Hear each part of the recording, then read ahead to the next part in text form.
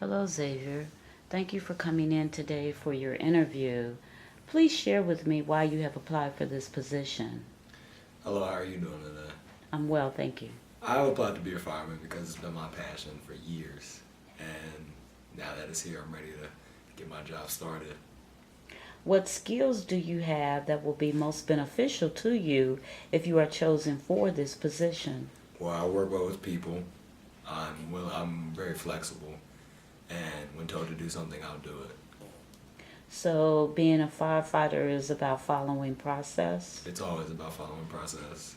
From what I've been taught, it's always about chain of command and do as you're told.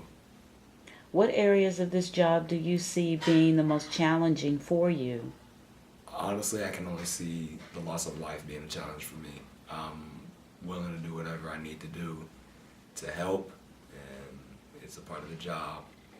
That's that's where that story ends. So, you believe in helping. Always. That's very good. Firefighters are heroes. Do you believe that? You can say that. Your average person is a hero. Anybody that can help somebody else is pretty much a hero. Okay. Can you please share with me a time that you faced a conflict, personal and I guess or professional, and how you were able to resolve the conflict, or maybe you weren't able to resolve the conflict? I honestly cannot think of a moment right now. Um, that's a tough one for me. Okay. Um, well, when we think about conflict, we think about just having a difference of opinion, a different view, different mindset. With you being so young and fresh into college, is there something that you've had to deal with personally as you're in your first year of college? Or is there something professionally, because really your classes are professional like? Are you able to think of a conflict there? Well, coming to college it was a big change for me. Learning how to study, that was a huge process for me, and it took a while for me to understand, but I got there as always. That was probably the only issue that I could probably think of in adapting to my environment, but that's not as hard for me as it is for many other people. Okay, so what skills did you use you were able to arrive at the solution that you did that worked out for not just yourself but for everyone involved? Um, well, people around me adapted to my environment. My friend actually called me a social butterfly, so that wasn't hard being used to that.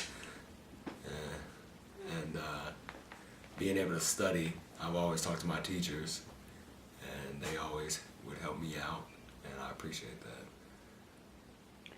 Okay, so uh, if we accept this as being a conflict and you were able to adjust to college and so you view communication as important. Communication is everything. That's how you get from A to B in life. If you don't know what you're about to do or with the people that you're with, you'll never get anything done. Okay, is that important in being a firefighter? Yes, most definitely. How? You have to be able to communicate when you're inside a burning house, even though you barely can hear. You have to use all your senses if possible to be able to help each other out as your team and also the others in danger. Okay, so could you see a possible conflict there And what communication?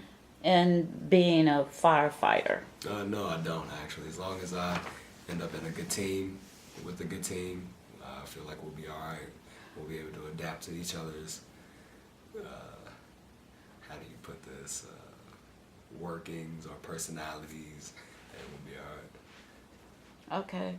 So when you have your friends and you all have some kind of conflict, don't you? Always, everybody has conflicts. So then how do you resolve those? Talk it over. Okay. That's it. So you're a communicator. Yes. All right. Talk to me about your work ethic. Uh, What are some of the ways that you can share that demonstrate your commitment to working in the firefighter field? I'm very flexible. Like I said earlier, I'm willing to do as told, when told, and whatever happens, I'll have to do it. If I make a mistake, I'll own up to it. If somebody else makes a mistake, we'll talk it over. Okay, and what about the ethics of being a firefighter? Do you have a code of ethics as a firefighter that says, do no harm, like I think the doctors have? And, how important is that you follow the ethics of being a firefighter? It's very important, not only for legal, but for more moral. And that's why this is a job for me, because I don't want to have a guilty conscience over something I could have done better. Share the ways that you have demonstrated dependability. I can take this as a friend question, I could say. I've always been there for the people who were there for me. And I know the people that I'll be saving have no idea who I am. But that has nothing to do with anything. I'm still willing to save them because they're in distress and and I would want somebody to help me if I was in distress as well. And I'm sure if they were in my position, they would help me too. So you're saying that you are very dependable? I believe I am. If you need me, I'm one call away, and I always answer if it's somebody important at least. So. Can you give me an example of something that defines your dependability?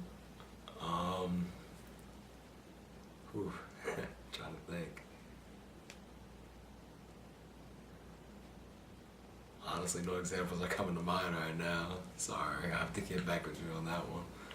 Okay, that's acceptable. Of all the people who will be interviewing for this position, tell me why, above all of them, you should be selected. I'm very dependable, like we just talked about. I'm sorry I couldn't give an example. I'm flexible with my schedule. I'm willing to do what I have to do. You don't have to tell me twice. This is the career I want. I've had a passion for this for years. And being able to have this interview as of now is just letting my dreams come true. And I would love for this to be fulfilled if I could get this job as a fireman.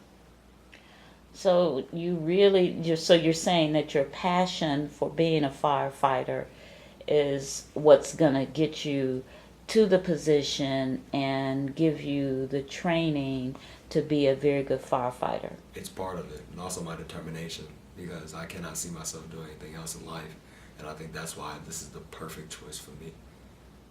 Okay. Finally, do you have any questions for me? Stop the video.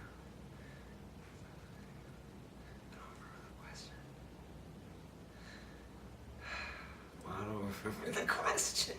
Do you have any questions for me? Well, I don't remember the question I need to ask you. We are not going to edit this out.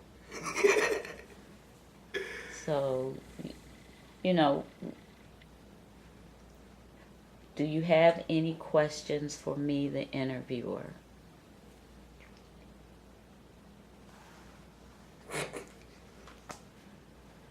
No, I do not. Okay, well, thank you very much for coming in. We appreciate it, and we will contact you in 30 days. Thank you. Thank you.